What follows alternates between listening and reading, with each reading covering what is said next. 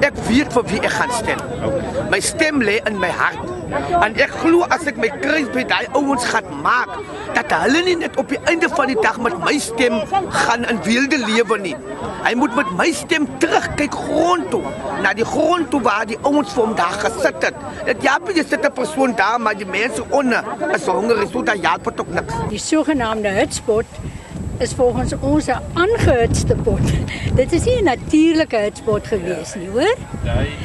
En ons is nie bewus, ons is sogenaamd nie bewus van hierdie ongelukkigheid, ons wat self hier is nie. En om wat hy gesê het is, hier is 'n oorkonsentrasie van mense wat sonder beheer inkom.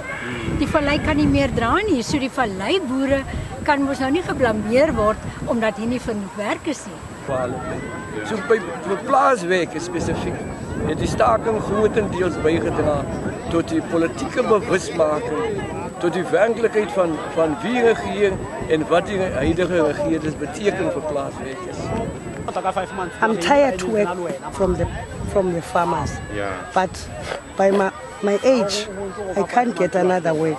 But I ask that government can try that, can give another job for us. Amper 2 miljoen plaaswerkers wat van plaas afgedryf. Hulle bly nou in informele settlers so Stofland.